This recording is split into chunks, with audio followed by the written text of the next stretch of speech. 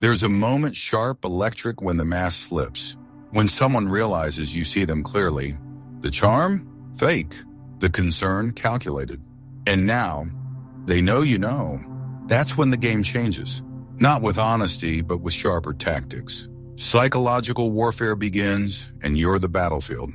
But you don't have to fight with fire. The Stoics faced betrayal, manipulation, and backstabbing at the highest levels. Marcus Aurelius didn't lash out. He stood firm, calm, focused. That's real power. In this video, we'll break down 6 ruthless things manipulators do once they're exposed, and how to respond with stoic clarity and control. If you've ever been used, gaslit, or pushed to doubt your own instincts, this is your blueprint for rising above it all. Like this video, subscribe, and let's reclaim your peace. Without rage, without fear, and without losing your soul. Because once you see through the game, you're no longer a piece on the board. You're the player.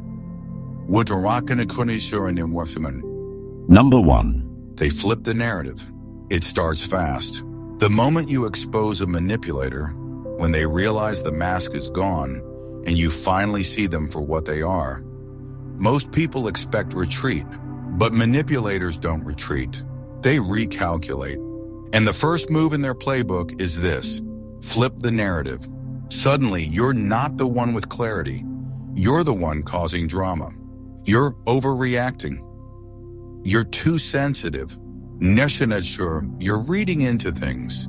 And just like that, the person who was smiling while stabbing you is now playing the victim. This isn't confusion, it's strategy. It's an attempt to take back control by making you doubt what you know and feel. And here's where most good people fall into the trap. They start defending the truth like it's on trial. But truth doesn't need to scream. It needs to stand. You see, the Stoics were familiar with this exact dynamic. Marcus Aurelius, while surrounded by political backstabbers in the Roman Senate, never once wasted energy trying to prove his innocence to people committed to misunderstanding him. He understood something modern minds often forget. Your peace is worth more than your reputation. He wrote in Meditations, "If anyone can refute me, show me I'm making a mistake, I'll gladly change. It is the truth I'm after." But when no such refutation came, he didn't argue. He walked forward. This is the essence of Stoic strategy. Clarity over confrontation. When someone tries to twist your story, your job is not to rewrite it louder, it's to live it better. You don't win by debating the lie, you win by embodying the truth. Because what manipulators fear most isn't exposure, it's consistency. They want you flailing, chasing, reacting, because your reaction gives them relevance. Without your reaction, their illusion collapses. In fact, Epictetus warned about this exact weakness. He said, if you want to improve, be content to be thought foolish and stupid. Not because you are, but because defending your truth to those who deny it is a trap. Every minute you spend trying to convince someone who's gaslighting you is a minute stolen from your strength. Now, this doesn't mean silence is always the answer, but your response must be measured, not emotional. Imagine a fire being fed oxygen. That's what your outrage does to a manipulator. It fuels their performance. But imagine denying that oxygen. Imagine standing still, composed while they spiral louder. The audience watching, friends, family, coworkers, begins to see the difference. That's why this tactic is so common. Manipulators bank on your empathy. They prey on your hesitation. They know you don't want to be unfair. They know you'd rather understand than accuse. And so when they flip the narrative, they're betting on your emotional intelligence working against you. But Stoicism teaches us to pair emotional intelligence with emotional discipline. It's not about suppressing your feelings. It's about directing them like a sharpened blade. And here's a practical truth. The moment you start defending yourself aggressively is the moment you look unstable, even when you're right. Seneca, another Stoic master of clarity, wrote that he who angers you conquers you. When someone flips the script, their goal is not to win the truth, it's to win control. If you argue, they control the tempo. If you stay centered, they lose the script. I once worked with someone who used this exact tactic. The moment I confronted him, calmly, directly, he smiled. Not apologetically, but like he'd been waiting for it. The next day I was hearing whispers that I had issues, that I was negative, that I was overthinking. He rewrote the story fast. And for a few days I considered clearing my name, explaining what had really happened. But I didn't. I stayed consistent. Showed up, did the work, said nothing. Weeks later, his mask cracked again, this time in front of the right people. I didn't need revenge. The truth had a longer arc than his lie. This is the power of stillness. It's not passive. It's potent. When the manipulator flips the narrative, remember, it's not a courtroom. You don't owe them evidence. You owe yourself composure. To be misunderstood is painful, but to lose yourself trying to be understood by someone committed to deception, that's even worse. So, how do you respond when they flip the script? You pause. You breathe. You remember who you are. And then, like a true Stoic, you live in such a way that the lie can't stick. Because the truth doesn't always shout. Sometimes it just outlives the lie. And when it does, your silence will speak louder than their story ever could. That is Stoic power. That is unshakable strength. Number 2. They pretend nothing happened. At first, it feels surreal. You've just exposed someone's manipulation, seen the truth with clarity, and then, as if nothing ever happened, they act like everything's normal. No apology, no accountability, just a casual, "Hey, how have you been?" or a heart on your latest post. No mention of the chaos they caused. No acknowledgement of the harm, just silence. Packaged as peace, but don't be fooled. This isn't reconciliation. It's a strategy. You're not witnessing remorse. You're witnessing revisionism. And the danger lies not in what they say, but what they don't. Their silence is a trap. A performance designed to test you. They want to know, will you play along? Will you respond like before? Laugh like before? Trust like before? If you do, then they win. Not because they've changed, but because your boundary didn't hold. Because they found the gap in your guard. This is where Stoic wisdom becomes a weapon of discernment. Marcus Aurelius, writing amid betrayal in imperial Rome, never mistook quiet for virtue. In Meditations, he reminded himself, the best revenge is not to be like your enemy. Where that includes not pretending, not faking amnesia to preserve comfort. Instead, he chose presence, calm, clear, and grounded. You see, Stoicism doesn't tell you to fight every battle, but it does tell you to honor what you've learned. And when someone who hurt you returns with warmth but no accountability, you don't owe them rage. You owe yourself clarity, because clarity is protection. Now it's tempting to let them back in. It feels easier, less awkward, more harmonious. Most good people, especially those with emotional depth, crave resolution, not revenge. Manipulators know this. That's why they often skip confrontation and go straight to pretend peace. It's not about avoiding conflict. It's about maintaining access. They're counting on your empathy to override your instinct. But here's what the Stoics would ask. What costs you your peace is too expensive. And fake peace, peace built on denial, always extracts a heavy toll. Seneca warned, a good character when distorted becomes a vice. I know, your patience, your forgiveness, your openness, these are not weaknesses. But when misdirected toward people who exploit them, they become self-sabotage. So what do you do when someone returns as if nothing happened? You observe, not bitterly but wisely. You let time speak instead of impulse. You don't shut the door, but you don't open it either. Not until patterns replace words. That's what Stoic discernment looks like. It's the ability to stand in the threshold and say, I've learned and I won't unlearn myself just to keep the peace. And yes, it can feel harsh, cold even, especially when their approach is soft, subtle, almost sweet. But emotional maturity means being able to tell the difference between peace and performance. Let me share a real example. A close friend of mine, let's call her Maya, had cut off someone who had emotionally manipulated her for years. Gaslighting, guilt tripping, boundary pushing. She finally walked away, and for a few peaceful months, silence followed. Then, out of nowhere, a message arrived. "I'm thinking of you. Hope you're okay." In Undermine, no reference to the past, no recognition of the pain, just that soft, calculated touch. Maya hesitated. It felt kind. Familiar. Maybe, she thought, they changed. Maybe time had healed things. But she paused, and instead of replying, she looked back. Not at the message, but at the pattern. She remembered how silence had always been their way of resetting control. And with that awareness, she chose a different path. She didn't respond, not because she hated them, but because she loved herself more. This is what the Stoics teach us. Not revenge, not cruelty, but self-loyalty. When silence is used to erase the past, your memory becomes your defense. And when someone tests whether your boundaries are still real, your restraint becomes your answer. Because you don't have to yell no to say it. Sometimes the strongest form of resistance is quiet consistency. So if someone tries to resume the script like the previous act never happened, remember, you are not the same character anymore. The story has changed, and so have you. And if guilt rises, if you feel like you're being too harsh, remember this. Forgiveness is about release, not reunion. You can wish someone well without welcoming them back.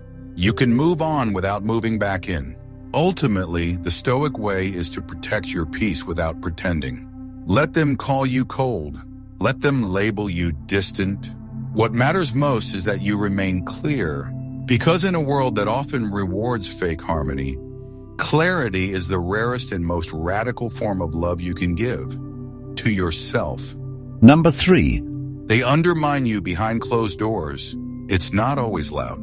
In fact, when a manipulator realizes you've truly seen through them and that you're no longer responsive to guilt, charm, or pretense, the next phase is almost always done in silence. Not the silence of peace, but the silence of sabotage. Behind closed doors, they begin the next act, discrediting you. And here's what makes this tactic so dangerous. It's quiet. You often don't even know it's happening until it's already working. Suddenly, people treat you differently. A friend pulls back. A coworker grows distant. Opportunities vanish. And you're left confused. Did I do something wrong? You didn't. But someone made it seem like you did. This is covert reputation warfare. And for manipulators, it's the last tool they use when direct influence fails. Rather than confront you face to face, they go behind your back. They drop seeds of doubt masked as concern. I'm really worried about them. Or subtle critiques disguised as care. They've been acting kind of strange lately. It's designed to sound thoughtful, even helpful, while slowly eroding your credibility in the minds of others. To the Stoics, this would have been familiar terrain. Seneca, philosopher, advisor to emperors, and frequent target of political slander, understood this deeply. He wrote, "It is the power of a great mind to be unmoved by insult." Not out of indifference, but because energy spent on defending your reputation is energy pulled from living in alignment. The Stoic path wasn't about being liked. It was about being right with yourself. So, how do you respond when someone rewrites your story behind closed doors? First of all, don't fall into the trap of panic. That's what they want. The manipulator wants you to look unstable, over-defensive, emotional. They're building a stage where you look guilty for simply reacting. The more you try to correct every lie, the more you validate their performance. Instead, you step back, not in fear, but in power. You remember your reputation is not your responsibility. Your character is. This doesn't mean you never speak. But when you do, it's not to convince, it's to clarify. And only when truly necessary. Marcus Aurelius once noted that the best revenge is to be unlike him who performed the injury. That means no gossip in return, no whisper campaigns of your own. Instead, you live so clearly that lies can't stick. And that takes time. That's the hard part. Because lies spread quickly. Truth moves slowly. But it builds Layer by layer, moment by moment, through your discipline, your calm, your daily actions, the people who matter will begin to notice the discrepancy between who you are and what they were told. And those who don't, you never had them anyway. Let me give you a real-world example. A client of mine, let's call him Theo, went through this exact spiral. He set a firm boundary with someone who had been manipulating him emotionally and professionally. The fallout wasn't loud, it was invisible. Within weeks, colleagues were distant. One even rescinded an offer to collaborate. He later found out this person had been quietly telling others that Theo had changed, was becoming negative, and was burning bridges. Theo's instinct was to clear the air, to tell everyone what had really happened. But he didn't. He stayed grounded. He kept doing excellent work. He supported others. He let his actions reveal the truth. And over time, the fog began to lift. A few people even came to him directly, saying they saw the contrast for themselves. What he could have lost by reacting in haste, he regained by standing still. This is Stoic warfare. It's not silence out of weakness. It's composure as strategy. Because here's the truth. If someone can destroy your reputation with a whisper, it was never built on stone. Let them talk. Let them craft their version. Your job is not to argue with shadows. It's to become so consistent in who you are that falsehood has no oxygen. Yes, it hurts. Being slandered, misrepresented, misjudged, it cuts deep, especially when it comes from someone who once knew your heart. But as Epictetus taught, what upsets people is not things themselves, but their judgments about these things. Mom, and you get to choose your judgment. You get to decide, is this noise or is this truth? And if it's noise, don't dance to it. Don't chase it. Let it fade. Because when you stop reacting to every distortion, when you stop trying to fix every false perception, you reclaim something rare, your peace. And that peace, it's untouchable. Even in a room full of lies. Number 4. They suddenly change to win you back. When every mask fails, when guilt, charm, silence, and sabotage fall flat, some manipulators reach for their most deceptive weapon yet, the illusion of change. All of a sudden, they soften. They say all the right things. I've been thinking a lot lately. I know I made mistakes. I want to do better. They show support. They apologize. They even begin echoing back the very words you once used to beg for understanding. And in that moment, something dangerous stirs inside you. Hope. Maybe, just maybe they've changed. Maybe it's finally real. But pause here, because what you're seeing isn't always growth. More often, it's strategy. You see, manipulators don't evolve by healing. They evolve by adapting. When the old tactics stop working, they don't walk away. They repackage. They recalibrate. If guilt doesn't pull you in, they'll try remorse. If that fails, they'll try vulnerability. It's not transformation, it's a new performance, designed with precision to bypass your defenses. This is where Stoic clarity is your greatest ally. Marcus Aurelius warned, "The best revenge is not to be like your enemy." That includes resisting the pull to believe every soft voice and polished apology. The Stoic doesn't rush toward flattery. He watches, he waits, and most importantly, he tracks patterns, not promises. It's a higher form of strength, the ability to hold space for someone's potential without abandoning the lessons you learned in their absence. Let me tell you a story. A woman I knew, Elise, spent nearly 2 years trapped in a cycle of emotional manipulation. Her partner never shouted, but he controlled through silence, gaslighting, guilt. She finally found the strength to walk away. But then, not even a month later, the messages began. They were kind, thoughtful. He began quoting her, word for word from past arguments. Things he had once dismissed, he now embraced. Elise wanted to believe. Of course she did. She'd spent months hoping he'd change. But something in her shifted. This time she didn't respond with emotion. She responded with observation. She watched. She waited. And within 2 weeks, the cracks returned. Praise turned to pressure. The new man became the old one in a gentler tone. She hadn't been invited back into a healed space. She'd been baited. This is what the Stoics warned us about. Seneca wrote, "He who suffers before it is necessary suffers more than is necessary." To rush back into familiarity without proof is to invite harm under the illusion of healing. So, how do you respond when someone suddenly seems better, wiser, transformed? You do not lash out, but you do not lean in. You honor your instincts, but filter them through your reason. You don't ignore the effort, but you don't confuse it with evidence. You recognize that real change is not loud. It doesn't demand belief. It proves itself in consistency, not charisma. Even Epictetus warned us not to be swayed by emotion alone. He taught that first say to yourself what you would be, and then do what you have to do. Messer. That's authentic growth. Action before approval. Inner discipline before external performance. What you're looking for isn't words. It's a shift in values. A real change doesn't rush to reconnect. It respects the distance. It doesn't ask to be trusted. It shows trustworthiness by giving you time. And it never forces your hand. It holds itself accountable even when you don't respond. So if someone who once caused pain returns with kindness, ask yourself, is this who they are or who they want me to believe they've become? Are they truly healing or adjusting their mask? Because when you've been burned before, your boundary is no longer a wall of defense. It's a gate of discernment.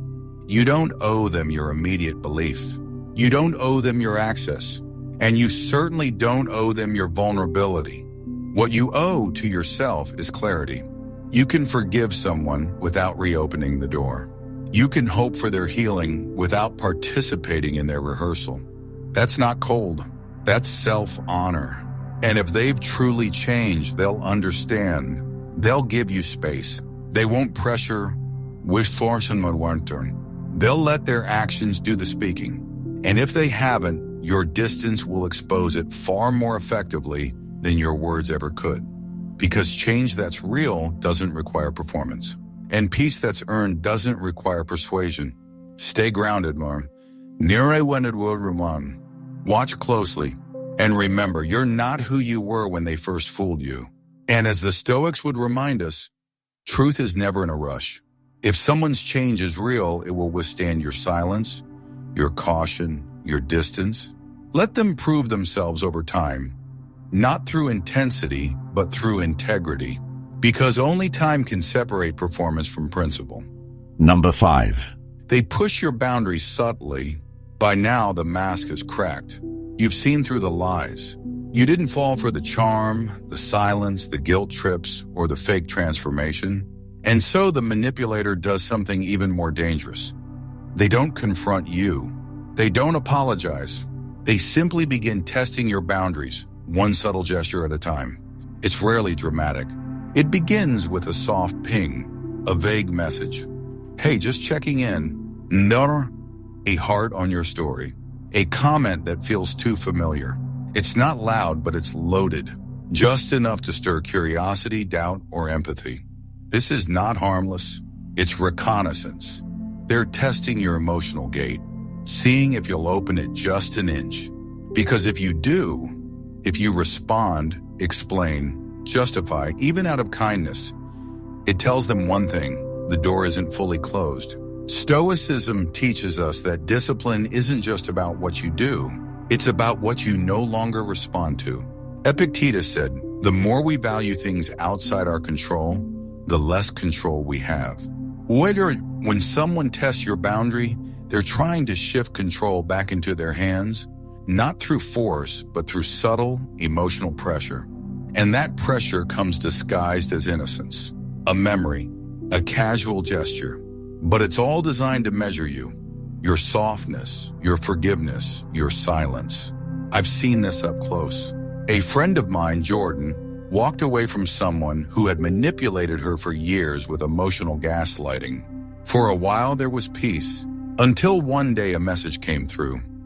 Just saw something that reminded me of you. It seemed harmless, maybe even kind, but Jordan knew what it really was: a test. And she almost responded, not because she forgot the pain, but because she didn't want to seem rude. That's the trap. These gestures are small enough to bypass your logic and target your empathy. But Stoicism teaches that clarity must stand even in the face of politeness. Because here's the brutal truth. Manipulative people don't need full access to regain control. They just need one reply, one opening, one sign that your boundary was temporary. And if they don't get that, they escalate slowly. They post something, is meant for you. They say, I hope we can be friends again someday, knowing full well that friendship was never their goal. This is not reconciliation. It's a soft siege. The Stoics prepared for this kind of psychological erosion. Marcus Aurelius trained his mind every morning to expect resistance. In meditations, he reminded himself that he would meet meddlers, the ungrateful, the arrogant, the deceitful, not to become paranoid but prepared. You don't prepare for battle by hoping no one attacks. You prepare by strengthening your walls, not through aggression, but through alignment. What does that look like? It means when they reach out with ambiguity, you don't need to reply with clarity. You don't need to defend your boundary. You don't need to explain why silence is your choice. Silence is enough. Because silence, when chosen with purpose, is not passive, it's powerful. Let me be clear. This doesn't mean you harden your heart. The Stoics weren't cold, they were clear. Clarity is what allows you to say, I can wish you well without inviting you back. I can release resentment without surrendering discernment. And if guilt arises, because it will, you remind yourself guilt is not always a moral compass.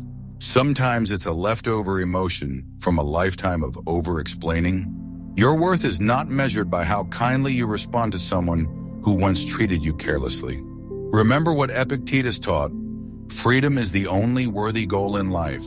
It is won by disregarding things that lie beyond our control. Yes, you cannot control their next message, their next attempt, but you can control the integrity of your boundary. And a boundary is only as strong as the silence that protects it. This is the quiet work of healing, not announcing your closure, but living it. Not performing strength, but practicing it. So if they try to inch their way back, don't slam the door. Just never open it. Let them knock into silence. Let them question, guess, wonder. Your clarity doesn't owe them an explanation. And over time, that silence speaks louder than any confrontation ever could. It says, the door is closed, not out of hate, but out of healing. It says, I am no longer available for confusion dressed as kindness. It says, my peace is not a negotiation. And if they keep trying, let them, because what was once a pattern is now a test. And you, grounded in reason, guided by discipline, unmoved by charm, you already passed it. Number 6, they isolate or discredit you to others. When a manipulator fails to control you directly, they often pivot toward controlling something else, your image. They know they can't reach you, so they reach for the people around you. The goal is simple but devastating. Isolate you, discredit you, and make you question your place in the world you once trusted. This is not always obvious. It doesn't begin with slander, it begins with whispers. They frame you as distant, unstable, difficult to work with. They wrap concern around their manipulation. I'm just worried about them. I don't know what happened. They've been acting so strange lately, and slowly people start pulling back. Invitations stop. Conversations grow cold. You find yourself outside a circle you never left. You're not imagining it. This is social sabotage, the final strategy of someone who can't move you, so they move others around you instead. The Stoics, who lived under emperors, exiles, and betrayal, were well acquainted with reputation loss. Seneca himself was once falsely accused of conspiring against Emperor Nero. He knew the power of false narratives, but instead of pleading with the mob, he chose stillness. He wrote, "The time will come when diligent research will bring to light that which today is hidden. Because truth doesn't beg, it waits." Now, when this tactic is used against you, the temptation is to fight, to defend your name, to tell everyone what really happened, to campaign for your character. But that's the trap, because the more you try to convince others, the more you appear unhinged. And worse, you drain your energy trying to fix perceptions that were never yours to control. This is where Stoic philosophy becomes your armor. Marcus Aurelius reminded himself, the approval of others? It's nothing. Not because it doesn't hurt to be misunderstood. It does. But because what defines you is never external, it's who you are in private. It's the integrity you uphold when no one's watching. That is what lasts. So how do you survive this kind of attack? First, you stop explaining. You stop justifying. You stop running a PR campaign for a life only you truly live. Instead, you show up in silence, with consistency, with truth, with discipline. You let your daily actions create contrast. Let people see the difference between who they were told you are and who you actually are. I once coached someone, let's call him Daniel, who experienced this firsthand. After exiting a manipulative friendship, he was subtly smeared by that person in their shared social group. Slowly, the invites dried up. Friends stopped replying. He felt alone, angry, ready to shout the truth from the rooftops. But instead, we worked on strategy. He stopped defending. He started building. He focused on his career, his fitness, his peace. He didn't fight for attention. He realigned with purpose. And over time, people noticed. The false story collapsed under the weight of his real life. One by one, people returned. Not all, but the ones who mattered. That's the Stoic method. Don't chase what's fading. Stand so firmly in your character that gossip has nowhere to land. Now, that doesn't mean it won't hurt. Being misrepresented, especially by someone who once claimed to love or support you, stings in a place few people can see. But you must remember you are not responsible for how others rewrite the story. You are only responsible for what you live and what you embody. Epictetus warned, if you want to be unstoppable, don't concern yourself with things beyond your control. And public opinion? Always beyond your control. But your reaction, your mindset, your energy, those are yours to master. And if the loneliness cuts deep, as it often does, hold fast to this. You are not alone. You are being refined. The people who believe the gossip without ever asking for your truth were never your tribe. And the people who watch your actions, who feel your steadiness over time, those people will come. Slowly, quietly, authentically. Reputation built on gossip is fragile, but respect earned through resilience is unbreakable. So when the manipulator can't control your mind and starts controlling the room instead, don't chase the room. Own your space. Live so rooted, so clear, that no smear campaign can outlast your stillness. Let them talk. Let them twist. Let them spiral. You just keep walking. Because the truth doesn't need to yell. It just needs time. The moment you saw through them, you stopped playing the game. And that's when your power returned. Not in rage, not in revenge, but in restraint. This is the Stoic way. To stand firm while others unravel. To walk forward while others try to pull you back. If this resonated with you, if you felt the weight of betrayal, the sting of manipulation, and chose clarity anyway, drop a comment below. Share your story. Because the more we speak truth without fear, the less power lies will ever hold. Stay clear. Stay grounded, Mar. Nire wened Roman. Stay unshakable. You're not alone.